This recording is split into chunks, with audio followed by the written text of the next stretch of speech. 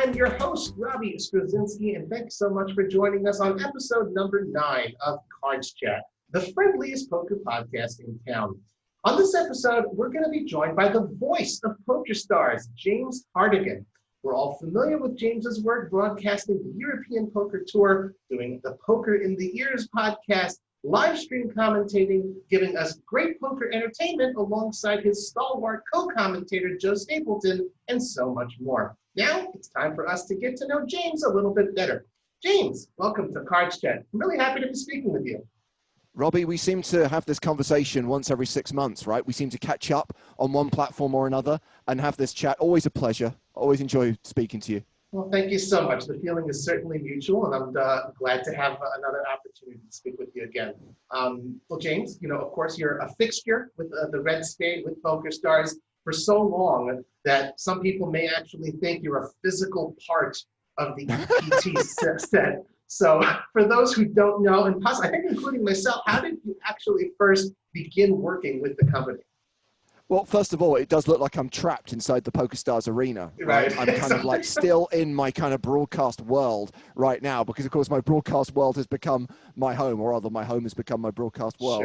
Sure. Yeah, I realized the other day that it's 15 years now since I started working with PokerStars. And as with most things in life, it was never planned. It happened by accident. My background is in broadcasting, in radio, in news, in music and speech radio.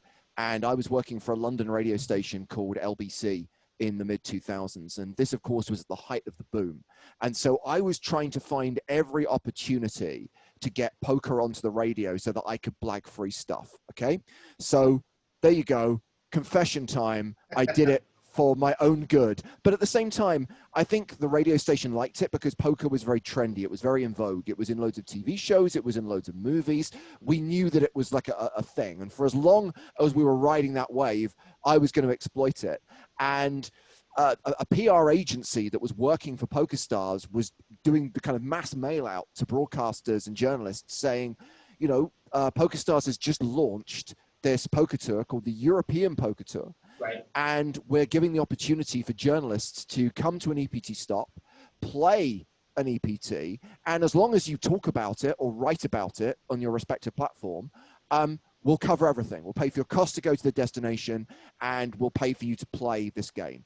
So I'm like, boom, here we go. That's so a of course, deal. do the kind of pitch on the news editor and managing editor of the radio station, and they're more or less on board with it because again, in commercial radio, anytime it's not costing them money to do anything, if you say, hey, I'm going to do a story, we're going to get like a half-hour feature out of this, how much is it going to cost us? Nothing. They're fine.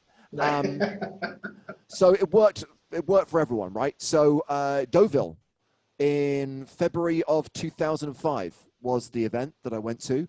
And while I was there, got to meet a lot of people from PokerStars, including co-founder Mark Scheinberg, and many of the people who were running the marketing team at that time. And we had a lot of good conversations, a lot of good dinners while I was out there. And they had said, as someone in the media, have you thought about doing poker journalism?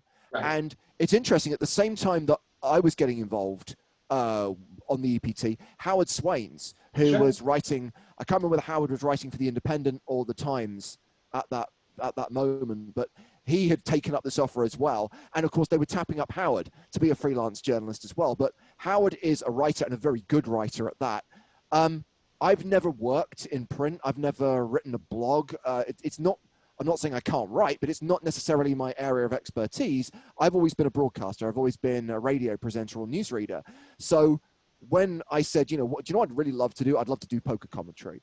And clearly some seed was planted because a few months later, when they decided that they were looking for fresh blood to do the World Cup of Poker in May of that year for the Poker Channel, which was, here's the weird thing. In 2005, the UK had not one but two 24/7 poker channels, right? Wow. On satellite and cable. Those were the days. I know. And the poker channel was one of them. So I got in touch with them. PokerStars got in touch with me. Everything kind of collided. I did an audition. And the reality is that, of course, filling the expert role was not that difficult at the time. Stars had enough pros on its roster. I mean, even though this is kind of pre-big names like Negreanu, they already had Greg Raymer on the books, and Greg was someone who they very much had lined up to do the World Cup of Poker. But it was just having that person who is, I'll go so far as to say, a competent broadcaster who knows how to get in and out of junctions, who knows how to deal with ad breaks, who can cope with a voice in his head counting down from 10 to 1.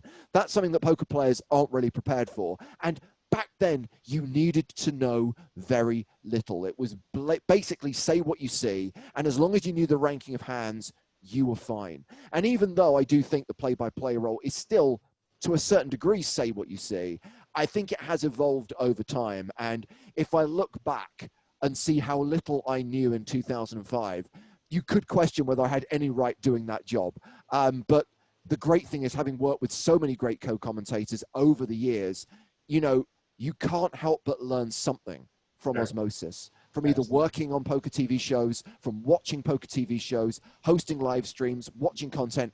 You just, you know, gain that knowledge. And I'm not saying for one second I'm an expert, but I like to think I know enough now to guide a poker broadcast and to ask the right questions of the pros. And the tired cliche that I always use is, I build the stage for them to perform on. That's the way I look at it. Whether that's a stage for an expert to do their analysis, or a stage for our resident court jester, Mr. Stapleton, to do his shtick. Indeed. And here we are 15 years later. Obviously, you are a staple, not to play on words there with Mr. Stapleton's name, but obviously you've learned quite a bit in a decade and a half. Your official title, your role with the company, is Senior Editorial Manager of the Production Unit.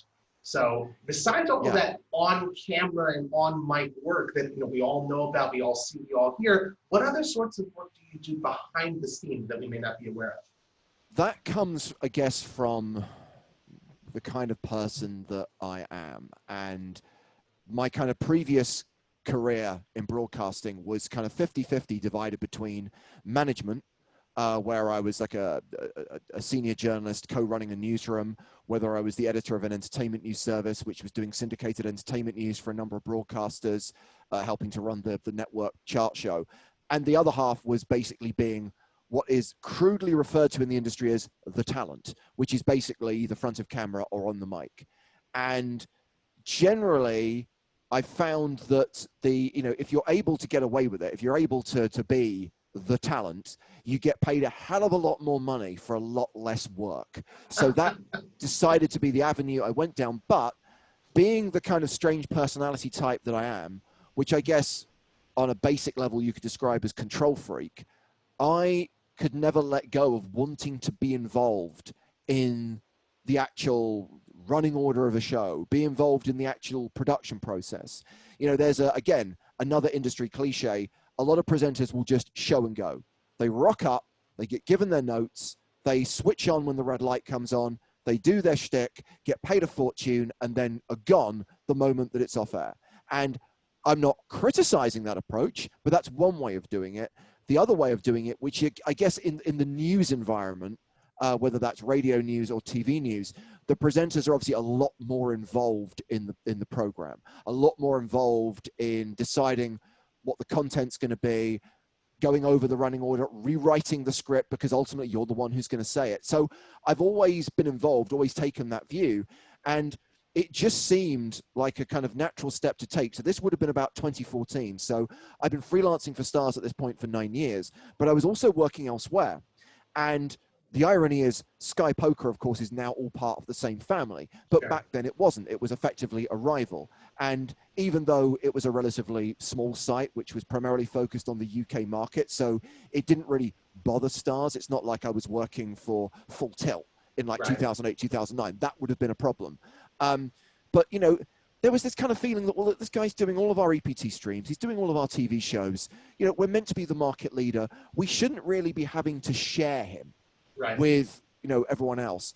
And because we were doing so much back then, I think, there was a show on Channel 4 in the UK every single week, which simple math tells you we're doing 52 TV shows a year.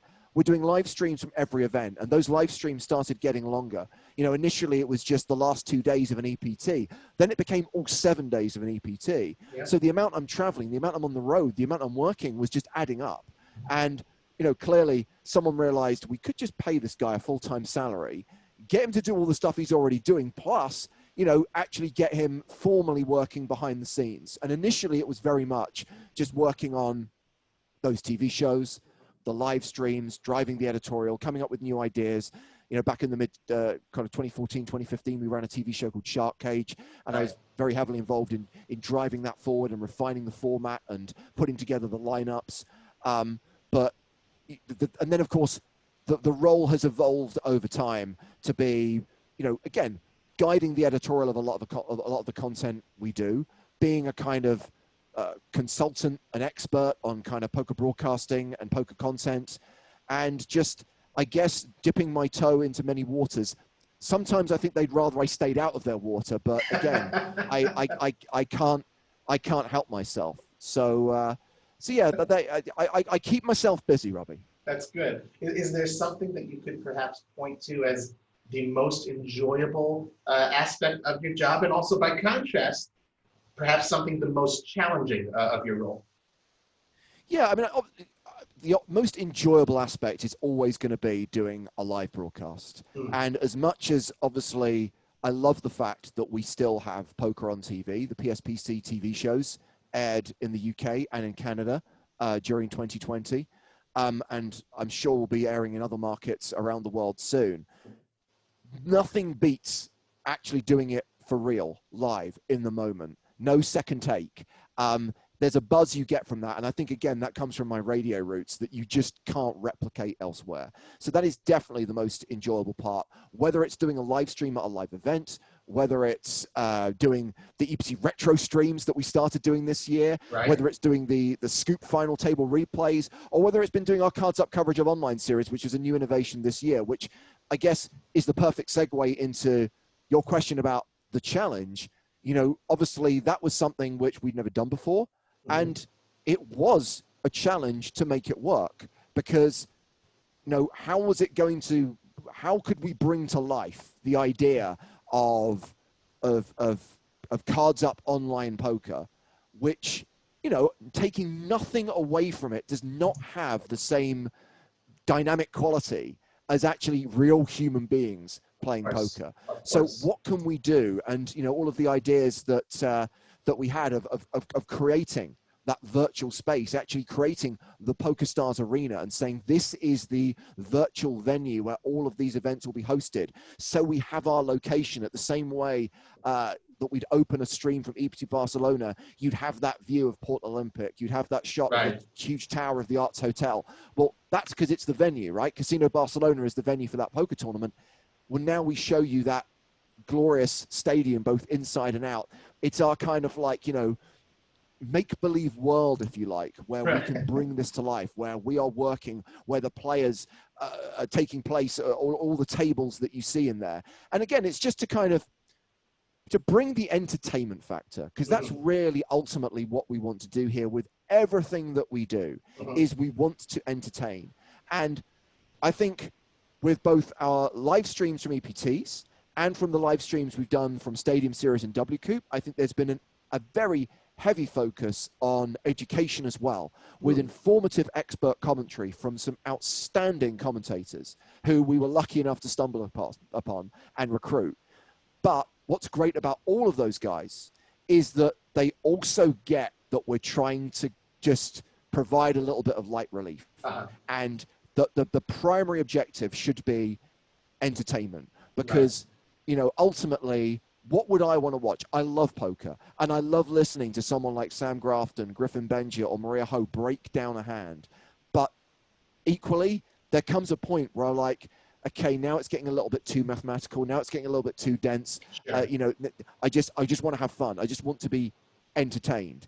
And I know there are always going to be people who would prefer that a poker live stream was like a kind of, you know, poker training site video, that it's just pure, let's break down a hand for 20 minutes. Let's talk about stack sizes, position. And, you know, unfortunately, I don't believe that the majority of people want to watch that.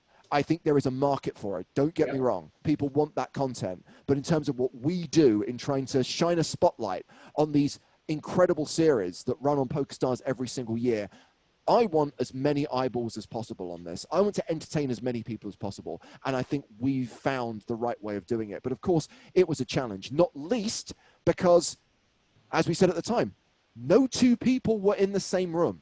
Right. You're running a completely virtual broadcast. Normally, you know, even if your commentators weren't on location, you would normally actually have a physical gallery, right? Where you'd have your director, you'd have, you know, your graphics operator, you'd have the sound guy. They'd all be kind of working in the same environment, and that makes communication a lot easier. Sure. In some cases, they weren't even in the same country, but everyone is effectively connected to a cloud-based distribution point, a cloud-based production point, where it's all coming together. And right up to the 11th hour, we're thinking, is this actually going to work? Because trust me, during rehearsal, it didn't. But then you find the flow, you find the way of making it working, you find a way of communicating with each other, and you realize some of the technology out there is absolutely incredible. And I'm pleased to say that we did find a way of making it work. I'm very proud of those broadcasts that we put out this year. That's fantastic. See, I didn't know what you would be responding to the challenges portion of that question, but it actually did anticipate something else I was going to ask you about, that hands-up coverage, and that's, you know, it's like interesting to hear it, and that's good. We're of the same mind, think about the same things. But and I'm sure, like, you know, a lot of people in the CardsChat forum, a lot of forum members, community members have tuned in to the hands-up coverage of the W Coup, of the Stadium Series. So it's certainly interesting to hear the inner workings of that. Of course. And as you pointed to, it's obviously different than anything else you guys had done before. And obviously, you know, the elephant in the virtual room, so to speak, is obviously, you know, we're doing this via Zoom. Everyone's talking, you know, Zoom. It's a pandemic. We know that the regular day-to-day routine is different. To what degree, though? You know, you say this has become your office, this has become your world. How is it different than, you know, the before times as far as what you do, you know, hour to hour, I suppose, each day? Well, it's interesting. The first thing I should say, by the way, is that I'm not saying for one second that I should take all the credit for these live streams. I want to make it clear that in addition to all of the commentators who worked on that, the production team has been outstanding. Sure. And these are the same people who put together our live streams from actual live poker tournaments, and just everyone rose to the challenge and delivered on that. You know, when of course everything changed back in the spring, you know, we very quickly realized that, you know, okay, so there aren't going to be any live poker events for the foreseeable future. And that's when we very quickly put EPT Retro together, right? And that was something which we had talked for a long time about, going back over some of the old hands from like EPT shows from seasons 1 and 2. Because those TV shows, I imagine there's a lot of people getting into poker now who never saw those, who never were aware of that content. And ironically, it came from a desire that during our breaks, when an EPT event goes on break, that maybe we could showcase during that 15, 20 minutes some archive hands, but with new commentary, like a retrospective look at old poker. So because we were preparing this as break content effectively for our EPT live streams, all of those shows had already been pulled out, all the media, it had all been digitized, and it was all there ready and waiting with the commentary stripped off, just the kind of the main audio track. Oh, that's so fortuitous. It was fortuitous. So it was actually relatively easy to kind of within a week say, right, we are going to start streaming, doing this as live streams. Let's, you know, pick a season, pick an event, and do a daily live stream where and I didn't know whether it was going to work, doing this kind of like as live commentary on old poker. But, you know, even though being the nerd I am, I watched those shows back in the day, I couldn't remember any of them. I mean, when it came to like major EPTs, you know, I knew who the winner was going to be, but I didn't remember the outcome of hands. I didn't remember what happened at certain final tables. So our reactions were genuine. And of course, that was a case of got to work from home. Can't use the basic studio facility we have at the London office. So, you know, I've got the room at the back of the house where I've got some bikes stored and some coats with blankets over them. I'll just have to use that space. And so that's what people saw, because that's where I was working. And then you realize this is probably going to be an ongoing thing. And I can't really justify long-term broadcasting from this unprofessional space. So that's when you have to kind of like, okay, let's rework this. Let's put stuff into storage. Let's actually create a dedicated office/studio space where I work from on a daily basis and I'm talking to you from now. But as far as day-to-day work is concerned, if it's hosting a stream, it's all good. You know, as I said, I'm lucky. I've got the kit, I've got the lighting, I've got the headset, everything's good. And in terms of day-to-day work, I think what's interesting is, you know, PokerStars is an international company. It has offices all over the world. We've got people working out of the Isle of Man. We've got people working out of Malta. We've got people working out of Toronto, people working out of Leeds. So most of our meetings, most of our day-to-day work was already over conference calls. So just instead of dialing into those calls from a desk in a London office, I'm dialing into them from my desk at my home. I think, I can't speak for everyone, but I know a lot of people who've actually adapted pretty easily, and it's not impacted too much, too negatively on their ability to do their day-to-day job. And of course, you miss the social interaction, especially with what we do, where we are a production team, and you thrive on that teamwork and you thrive on being around the people that you work with. But, you know, it's overall, we've made a success of it, and it has not been too detrimental. Obviously, what I would like is a situation where, and I don't know when that will be because I don't have a crystal ball, when we have that mix of doing the live streams covering our major online events, because I do think that Scoop and W Coop should be treated the same as a major EPT or a PSPC, but combined with our traditional live events coverage, which of course has not been on the agenda for 2020. You know, and when that can return, I don't know.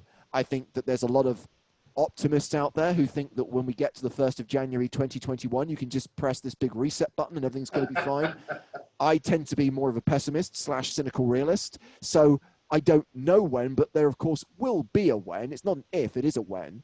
And, you know, we're monitoring the situation all the time, market by market, and looking at World Health Organization guidance to understand when we can start running events again and when we can start streaming live poker alongside online poker. Sure, of course, and I have to point, you know, of course, there's an event going on in Sochi right now. Like you said, it's market by market. It certainly is dependent on all of those factors and weighed appropriately. I do think, though, that, you know, I think across all sorts of industries and fields, we're all seeing that there are a few silver linings. You know, I'm sure it's nice for a lot of people to not have to commute to an office, you know, save that, roll out of bed, you know, get your cup of coffee and you're right there at work. So some sort of a mix where we can still get that social interaction certainly sounds good, but, you know, nice to be able to work from home when doing it. And I'm glad that you brought up the phrase silver linings, Robbie, because I feel very guilty talking about any positive outcome of what's happened this year, because make no mistake about it, you know, the events of 2020 have been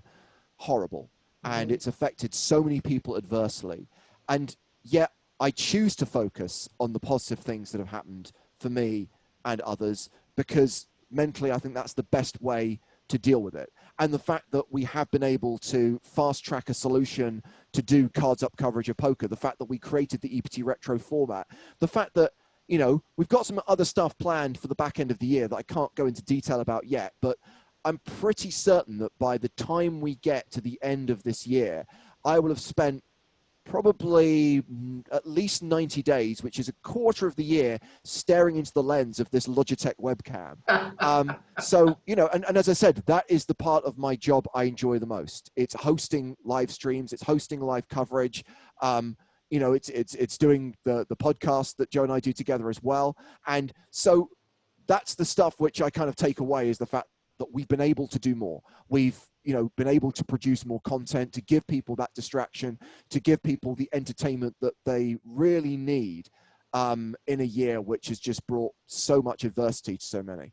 Sure, and well spoken, and you know, those words do resonate with me as well, and I think as well with the greater CardsChat community. We're all about being a good, positive sort of place, and you know, you can't ignore reality, but having poker to sort of fall back on, having all of these forms of entertainment has certainly been a bright light amidst the darkness. I have to ask though, James, I looked at your Hendon mug. How's that for a completely not smooth segue? I learned from Joe. We when what was I saying? Here, I looked at your Hendon mug. I see 6 caches over the last decade, but don't worry. Before you think I'm going to start needling, that's 6 more than I have. So I will say, obviously, right? See, okay, don't I got to swerve a little.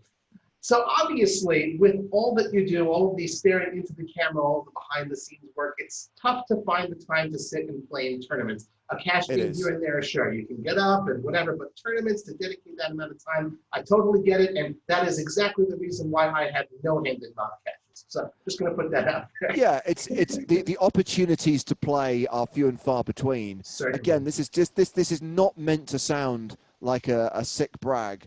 And it's also only an estimate, but I'm going to say that is probably 6 caches from 10 events, credited events played. There you go. Joe always likes to joke that I'm a min crusher, that I can play a 15 big blind stack like no one else on earth. I can squeeze into the money. Anyway, and the last time I got to play live was in Vegas at the end of last year. I mean, on the cusp, on the eve of everything that's happened. Went back to Vegas for the first time in 7 years. Wow. And got to play in an event at Aria, which was such a lot of fun. Was able to chop it 7 ways. Everyone loves a chop pot, right? They do. Everyone loves a chop final table. So that kind of was my last experience playing live poker before everything changed. Excellent. But to be honest with you, I in a way I kind of like the fact that it's few and far between because it's a treat. Yeah. And I love the fact that I still approach it with nothing but pure enthusiasm. That's to wonderful. Just sit there, have cards and chips at the table and talk to people and meet people. That's the experience that I love.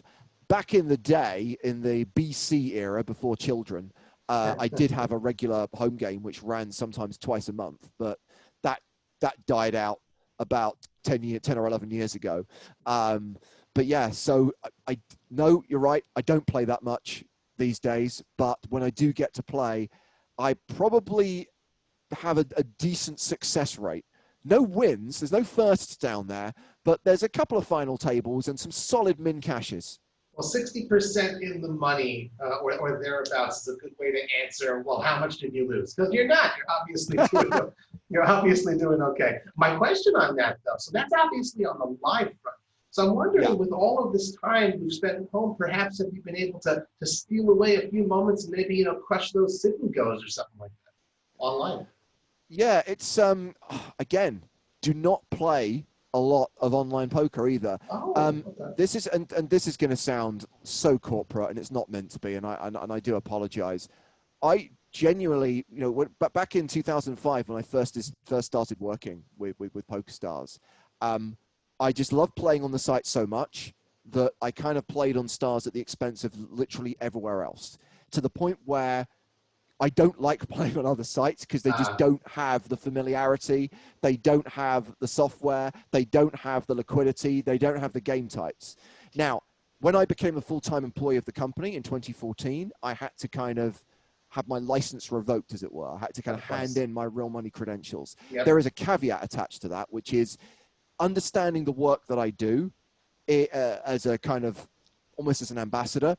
If it is a free roll that we're running on the live stream, if it was any of the stuff we did around the podcast, our Platinum Pass League that we did a few years ago, that's okay. In special circumstances, I am allowed to play real money poker, A, for promotional purposes, and B, with the money going to charity. I'm not allowed to make any personal gain from it. But generally, 95% of my online poker activity is playing play money games on stars. Which I know a lot of people say that's not proper poker, but personally, and again, this is going to sound like people are going to want to punch me in the face after saying this. I want to understand formats like Grand Tour. I want to understand formats like Spin and Go and Spin and Go Flash. With every new game type, with every new innovation, with everything that we bring in, whether, for example, being able to toggle between big blinds and chip stack, I want to understand that and I want to know how it works, because I do think it's important to be able to relate to players. And it's really, really hard when you're not allowed to actually play for real money on the site. Sure. But I go out of my way, and I still, the interesting thing is, I think play money changed when it became monetized. When it turned, when we got to a point where you could actually buy play money chips for a cash deposit, the high stakes play money games then actually had meaning, and then started playing like low limit kind of real money cash. So instead of just being the kind of cliched shove fest where no one cares and everyone's all in all the time, you do actually see proper poker being played. So yeah, tragic, corporate, but that's my online poker life. Well, I know you well enough to know that you're not, just saying it, in order to say it. You are certainly. But that's even worse, though. I think if I was just saying it, it would probably be better rather than kind of like revealing that is my sad online poker existence. I don't know, but it certainly speaks to the professionalism of someone. Just like when you go ahead and conduct an interview, you don't say, how's the weather going today? You want to do your research, and if you're literally going to be staring into that camera and delivering entertaining and informative commentary, you do genuinely need to know what it is that you're talking about. So you need that familiarity with the features, with how the online stuff works, and more power to you. I know personally what it's like to have to surrender a media credential. I played in my first WSOP bracelet event last year, and that's one of the rules is you're not allowed to have a media credential while you're playing. I didn't know that, so we made a little ceremony out of it. I didn't know, here's my little media credential. So I understand that completely, but certainly respect and admire actually that sort of approach and professionalism. What is it beyond the wanting to do a good job, professionally speaking, but about the game itself, about the game of poker? What do you love about it? That's a really good question. There's so much I love about it. I just there's that again. I keep quoting so many cliches during this conversation. The whole it's situational thing, right? Is that no two hands of poker are the same, and any given situation is going to be different, and you don't. There are certain patterns you can expect, and of course, certain amount of kind of cut and dry hands, but there will always be these unique situations that pop up and just kind of create genuine drama. And I think that really is at the heart of it. It's a people game, and it's the drama. It's the rivalry between players. It's the bold bluffs. It's the moments of elation. It's the confrontations. It's a well-played hand. It's a butchered hand. It's those stories that the individual players create through their individual play that maybe no one else would play a hand like. And look, I think it's an incredibly interesting game. The fact that it's still evolving after all this time, right? And there are so many pros who say that if they don't study, if they don't spend time really breaking down their hands and going over specific pots they've played, then they're going to get left behind and they're no longer going to be able to compete.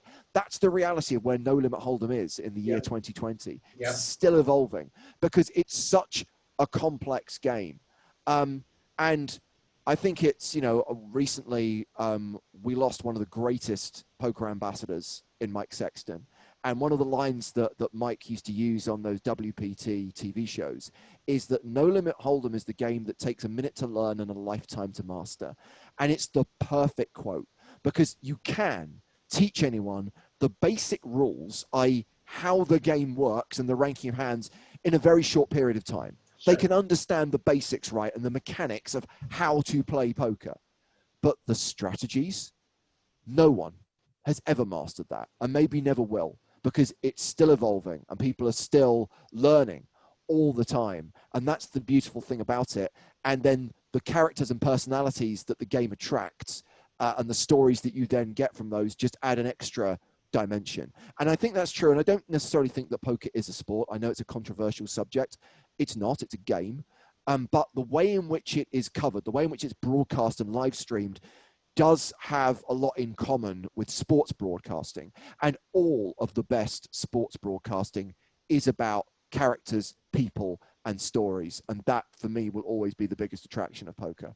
We've certainly touched upon something we'll be speaking about later, a little foreshadowing. So guys, keep on staying tuned to this wonderful episode of Cards Chat. I have to say, you can see it perhaps in my face, my eyes. I don't know if everyone's just listening or if you're watching this on YouTube. I feel like every single word you said, like the little guy inside me, like, yeah, you're getting me fired up. That's what I personally love about the game. And I'm sure, again, much of the audience out there sort of feels the same way. So Yeah. certainly, I don't want to use the word preaching to the choir, so to speak, but No, of yeah, course. that is what it's all about. That's what I love about the game. But it would be very, very easy after 15 years of doing this to have become jaded, right? Yeah. And I'm not at all. And I'm still shocked, entertained, flabbergasted, delighted by so much of the stuff I see. And even situations which people will say, well, but as played at standard, well, to me, it was still outstanding. And I'm still going to celebrate that moment because I do think that the emotion is important. And I've always said to myself that if I ever get to that point where I'm having to fake it, if I ever get to that point where I just don't care anymore, I should probably quit. But fortunately, I'm at a point where I still love the game. So, the passion and enthusiasm is not an affectation. It's genuine. Absolutely. That's great to hear, and certainly great for all of your fans to keep on hearing. I'm sure they hear it each and every broadcast.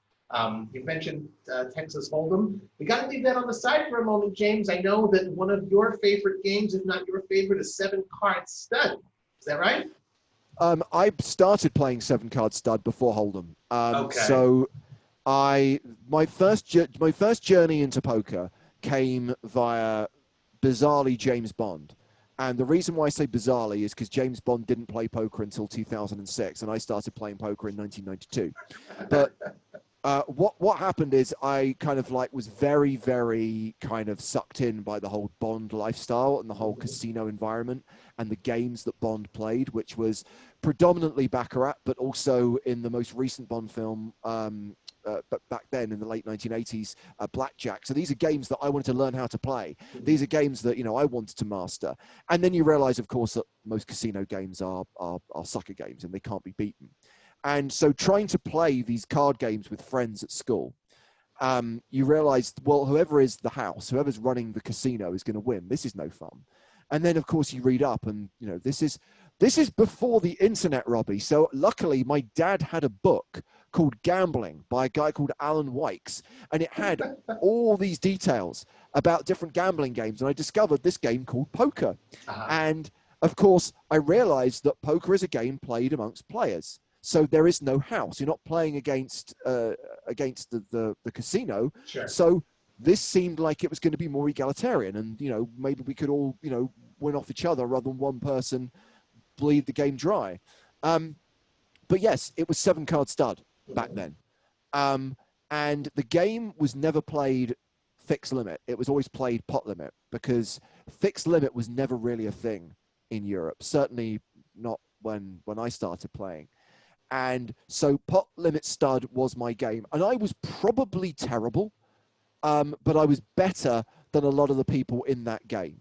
So continued playing 7-Card Stud throughout the 90s from time to time, through university, on my post-grad course, trying to introduce people to poker. And of course, they were familiar with 5-Card Draw because that's the one that you saw in the movies. And I'm like, that's a kid's game. You want to be playing stud.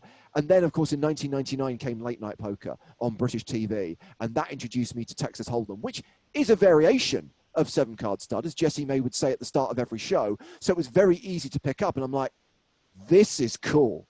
This works perfectly for TV, and this is a game that I could really get behind. So a lot of my school friends, we got back together again, and we started running regular home games because we wanted to play the really cool game that they were playing on TV. And then, of course, a few years later, boom, Moneymaker, the WPT, the snowball effect, online. And the last time that I probably played stud, well, there's two occasions. Wow, two things I'd actually forgotten about.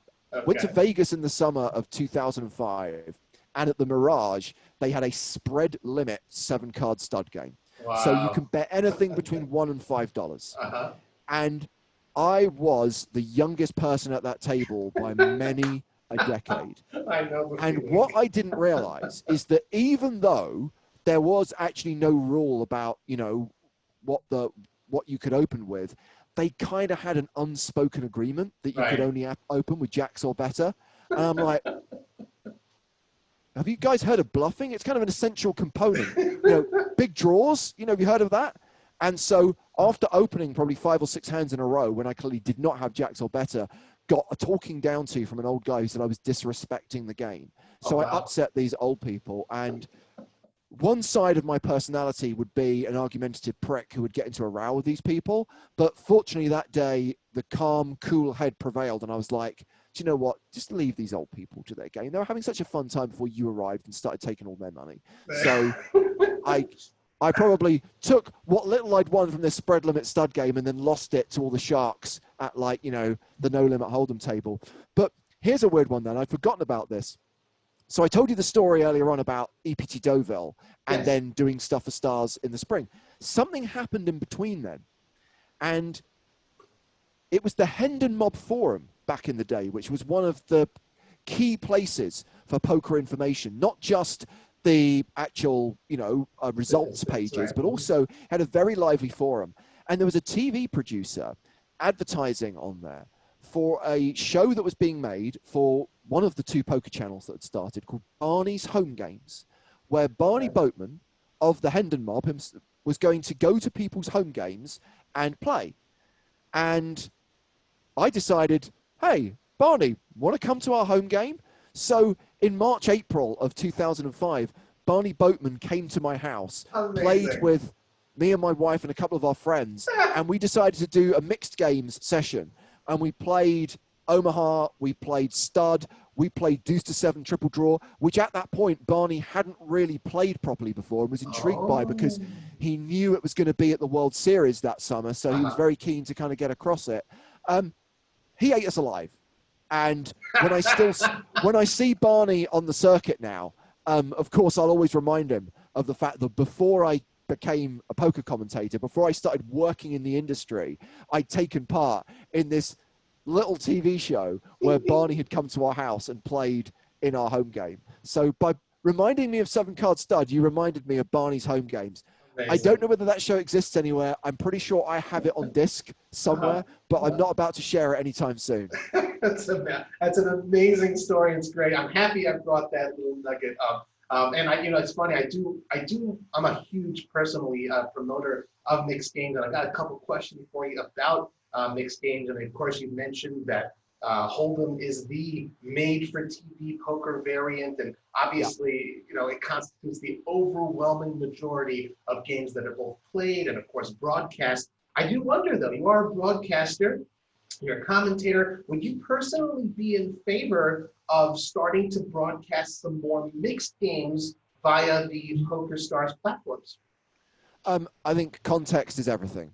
So during WCOOP, for example, we absolutely acknowledged the fact that the World Championship of Online Poker is a proper poker championship that acknowledges all the different forms of the game and not just Hold'em and Omaha. But on the flip side of that, if you are spending a lot of money creating these big live streams to entertain people, which are, I guess, the equivalent of TV, even though it's being streamed on YouTube and Twitch. Let's be honest, the lines are blurred now, right? What constitutes TV and what's a content platform? This is TV. If you're watching it, guys. If you're listening, it's not. Yeah, I mean that's the reality, right? And sure. I have both the YouTube app and the Twitch app on my TV, so I often choose to watch live streams on my TV. So to me, it's a TV broadcast. Right. But my view is that and again, I think we not taking a risk per se. We decided to throw in a little bit of PLO coverage alongside the Hold'em coverage. And we did 3 days of PLO, including the 10K main event during WCOOP. But you have to acknowledge that Hold'em is where the audience is. It's the simplest game to understand. And even with PLO, there were a few people who were a little bit thrown.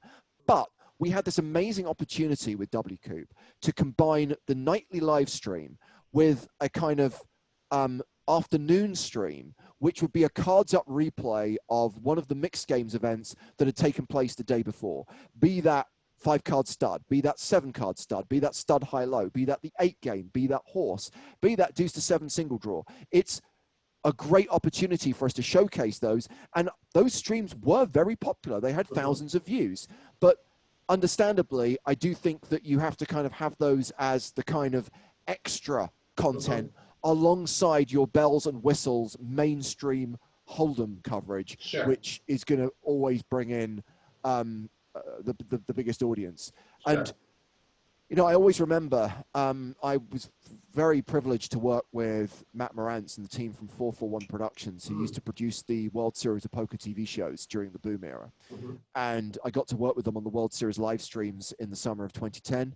I did the final table live stream that year, the November 9. And I said to them, I remember that, you know, obviously Moneymaker was the boom year.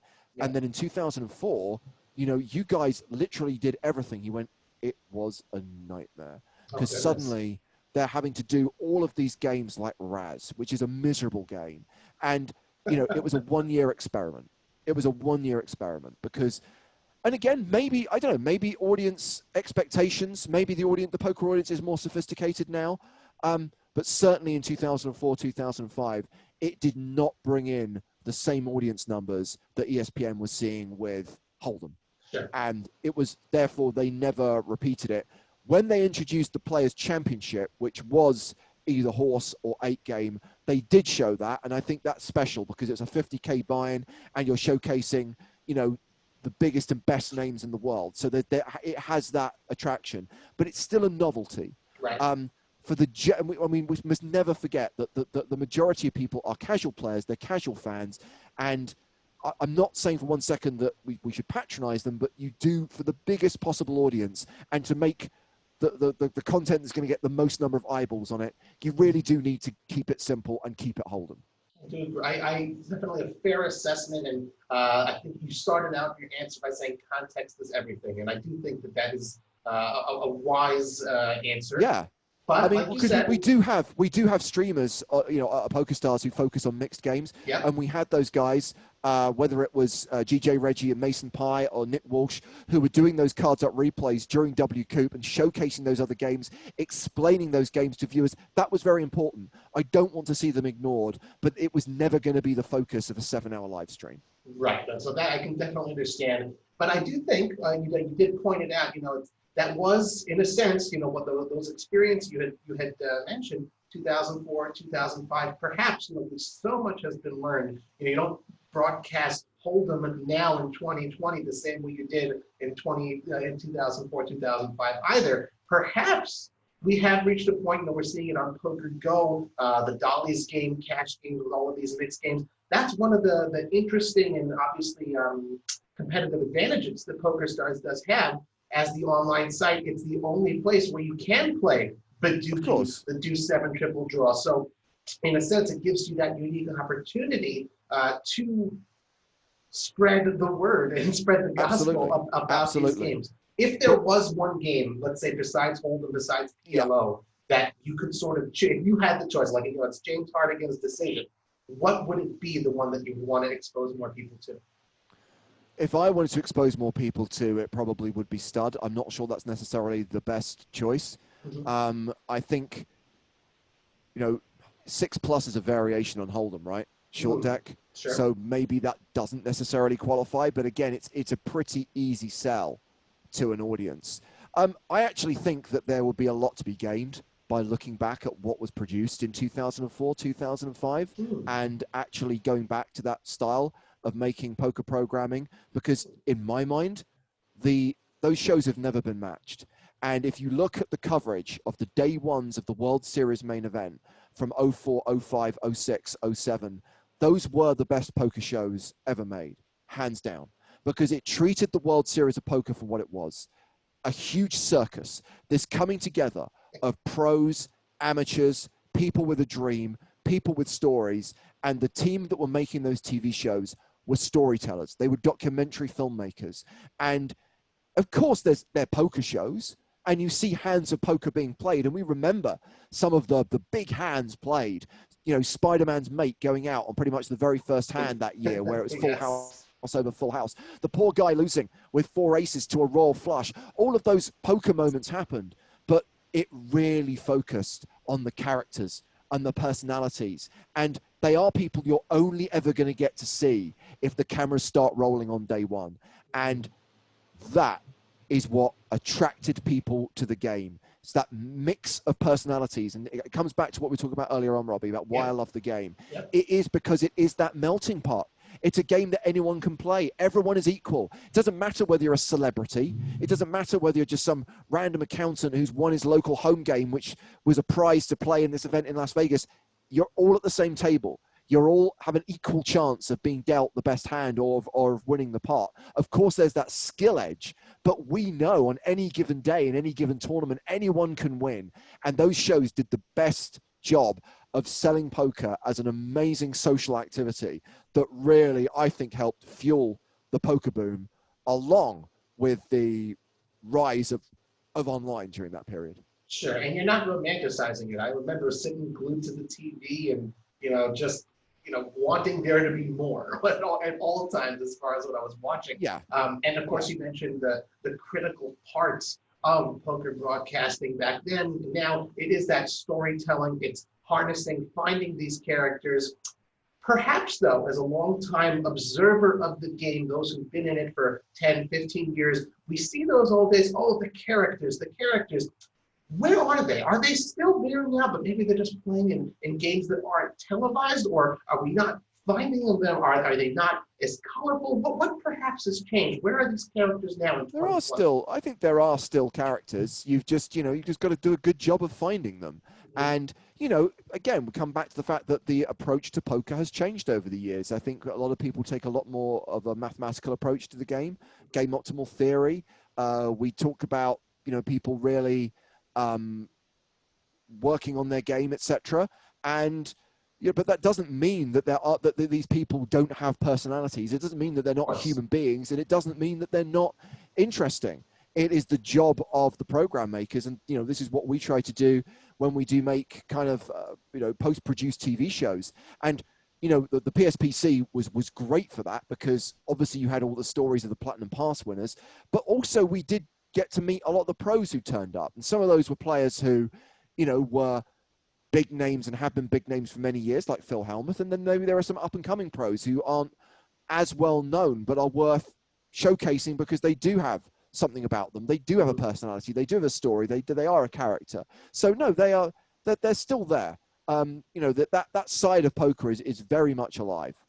Sure. And you said that, part of the job falls on the production team, on the commentators to create those characters. When we think back to those 15 years ago, those 12, 13 years ago, you hear the voices of the commentators who are telling you the stories about these characters. You mentioned earlier that you've been very fortunate to have folks such as Sam Grafton, such as Maria Ho, come in and be the guest commentators on some of your recent broadcasts. Besides, obviously, those who do it for a living, such as yourself, what is it that makes a good guest commentator? I think, what we're looking for is, I'd like to think that Joe and I have got the basics handled, right? We can provide the entertainment. We can do the nuts and bolts. What we're asking these guys to do is to come in and share their analysis, to share their thoughts on the game, but also their knowledge of the players. And I think that was something that we really noticed from the word go with Stadium Steerers as soon as Sam came in, as he knows all these guys because he plays against them. And he's therefore able to tell us stories and anecdotes, and, having won a W Coupe title himself during the most recent W Coupe, sure, talking about the fact that he played heads up against Steve O'Dwyer and had the deal box tick the whole time, and O'Dwyer didn't even acknowledge it. It's that experience that these are people who actually play at that level. So they bring authenticity, they bring credibility. They are able to break down the game in a way that shows they have a really strong knowledge and understanding, but also can articulate it in a way that doesn't become dry, monotone, boring, or too elongated. I'm not saying it's soundbite analysis, but it's knowing when that moment is over and when to move on, but also, as I said, that realization, that understanding that what we're producing here is entertainment, and to be part of the fun, be part of the overall broadcast, to join in the banter, as it were, and to keep it light. They are absolutely there to be the expert, but they also need to be part of the kind of overall broadcast experience as well. Well, there you go. To all of the experts out there, expert poker players who are listening and say, how do I get myself on a PokerStars guest spot? Well, there you go. Those are the rules. Get yourself ready to entertain, to inform, to keep it light, and perhaps you will be one of those mentioned alongside the wonderful folks we've already spoken about. James, you've already mentioned Mr. Bond, and of course, no conversation with you would be complete without some sort of a James Bond question. Before we move on to our segment where we bring you the community questions, the last question I have for you, and it also sort of relates to the characters. Would you say that there are any poker players out there today that you would liken in some way to James Bond? And do we need any sort of James Bond-like characters? Do we need more of them in the game, suiting up or something like that? No, James Bond's a dick. We don't want any Bonds in poker. Slow rolling git who tips the dealer with a no cash value tournament chip. I struggle to think of anyone who I think has that the Bondian air. I mean, of course, Tony Dunst very much modeled himself on Bond back in the mid-2000s, and of course that was his online handle, right? Yep. He was Bond 007, and he always kind of like, tried to have that kind of suave, sophisticated look when he played a major live event. But no, I don't think there is, and I certainly don't think we need that type of person. The irony is, and especially if you go back to the novels, as I like to do, Bond is not a particularly likable person. He is, first of all, you're dealing with someone who's a government assassin, right? Which means he's way to break it down. Yeah. He's pretty morally bankrupt. He is an alcoholic. He is a drug addict. I think he's taking Benzedrine in most of the books to help him deal with whatever emotional trauma, because in the 1950s, I don't think they recognized PTSD. He's a racist. He's a misogynist. And still he has that charm. Still he has that allure. But he's not a nice person, and I do think that the character is at his best on screen when he does have that hard edge, when he does have that kind of anti-hero vibe, which they've done a really good job of with the Daniel Craig movies, and tried to do with the Timothy Dalton movies, but I don't think audiences were necessarily ready for it yet. And at its worst is when it's Roger Moore wading around in a safari suit, at the age of 58, cracking one-liners and meeting Monsieur Aubergine for lunch at the top of the Eiffel Tower. That's when it's at its worst. I genuinely don't know where the franchise goes next. Okay. I think there's a lot of people waiting, and they're going to have to wait even longer to find out what happens at the end of No Time to Die. The producers revealed that they shot multiple endings, and I think that the initial view was that they would probably test their preferred ending to see what audiences thought and how audiences reacted. Well, that ain't going to happen. Right. So I'm really hoping that they take a risk, and when the film is finally released, that whatever ending they want to go with, whatever direction they want to take the franchise in, even if that involves major characters dying, I really hope they do it. Because I do think it needs a major refresh, a major reboot. And I would be very happy for them to do something really dramatic now. Well, I have to say that was the one question that was probably like the one I was looking forward to most, because I didn't know what direction you were going to take in it. So I certainly enjoyed hearing your answer there. And now we do move on to the portion of the show where we turn to our CardsChat community, because we want to see what questions you guys out there had to ask our guests. And we had a wonderful community member, Shells, who submitted 2 great questions for you, James. Are you ready? I'm ready. There's no super fan versus James or anything like that. There's no wrong answers, so we can just curious to hear what you had to say here. The first question from Shells is, throughout your broadcasting career, who is your favorite interview or interviewee? Whether it's poker or not poker. That is a really good question. Favorite interview of all time. I mean, I'm very lucky in a previous life, I got to be on the entertainment circuit. And this would have been kind of late 1990s, early 2000s. My very first gig on the radio, by the way, was when I was still a student and I was a film critic. And I came back to that in the kind of around 2008.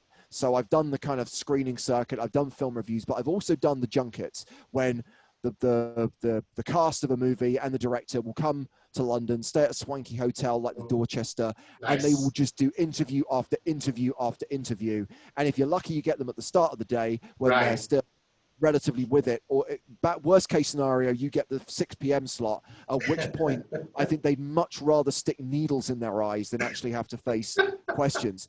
And there are so many standout interviews from that time. I think one of my favorite days of my career was when the original X-Men movie was released back in 2000, and I did the junket for that. And I got to meet most of the cast of X-Men, including Patrick Stewart, Rebecca Romaine, Halle Berry, Anna Paquin. That was a phenomenal day. Wow. And I think, again, there's that cliche about never wanting to meet your heroes. One of my top 5 movies of all time is One Flew Over the Cuckoo's Nest. And before he died, I was very privileged to meet and interview Milos Forman, the Czech director who made that film, in addition to Amadeus and Man on the Moon. And I got him to sign my One Flew Over the Cuckoo's Nest and Amadeus DVDs, which sit proudly on my shelf. So I appreciate that one's probably a little bit more highbrow, but I was always, as a film nerd, much more thrilled to meet the directors than necessarily the stars, because I don't subscribe to the auteur theory, but I do kind of concede that even though a film is a team effort, the director probably has the most authorship, especially if it's a director who's also written the screenplay and steered the film through its entire post-production process. So to meet people like Steven Soderbergh, for example, was an absolute thrill for me. I'll tell you, I'll tell you, I know this is kind of not answering the question, because you answered it's very, very eye-opening. All of those people will be on the list of favorite interviews. I'll tell you the worst interview I ever did. Fair enough. And this was when I was working in commercial music radio in the late 1990s. And growing up in the UK as a teenage boy in the late 1980s, I had the world's biggest crush on Kylie Minogue. Still do. And in 1999-2000, Kylie had the big comeback when she released Spinning Around, and then a year later, Can't Get You Out of My Head. And I got to interview Kylie Minogue when she came into the Heart Studios. And it was the most pathetic, fawning, giggly, unusable interview I've ever conducted, because I literally was in awe of this woman. Wow. And just sat there going, "You're Kylie and you're great and I love you." So one of my favorite people to meet, but one of my worst interviews. An incredible answer, James. That's amazing. And I wish I had more questions to get these amazing nuggets out of it. We only have one final question here from Shell as well. With all of the poker tournaments that you have called, which is the most memorable to you? It's going to sound like such a cliche if I bring up the Vicky Corrin win in San Remo, but it's really hard to explain now how big a thing the whole 2-time curse was in like 2013, 2014. And it was so weird that in season 1 of the EPT, as we know, because we just streamed it earlier this year on EPT Retro, we had like numerous near misses. Ram Vaswani had a first and a second. Brandon Schaefer had a first and a second. Alex Stevic had a third as well that season. I mean, we nearly had a 2-time winner in the very first season. And you look at all the other kind of major live events. Of course, there are multiple bracelet winners in the World Series. Of course, there are multiple WPT champions. But why had the EPT never had a 2-time champion? And 10 years on from its inception, we're still in this position.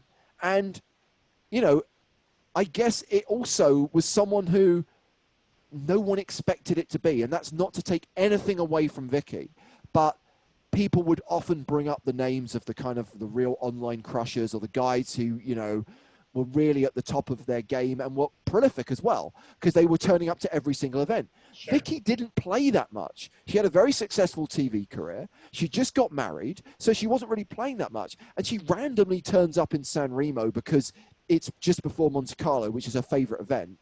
And she goes and wins it and becomes the first 2-time winner. It was just a phenomenal moment, because it ended this 10-year narrative, which we'd really ramped up in the last kind of 2 years of it. And Also, it's someone who everyone loved. It was the perfect person to do it.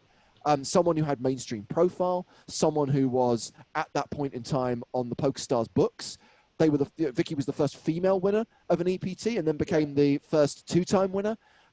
It just ticked so many boxes. It was just a marvelous moment, and I couldn't have been happier for her. I love it. And Jay, speaking of couldn't have been happier, I couldn't have been happier to spend this last hour speaking with you, because you don't just give those little answers.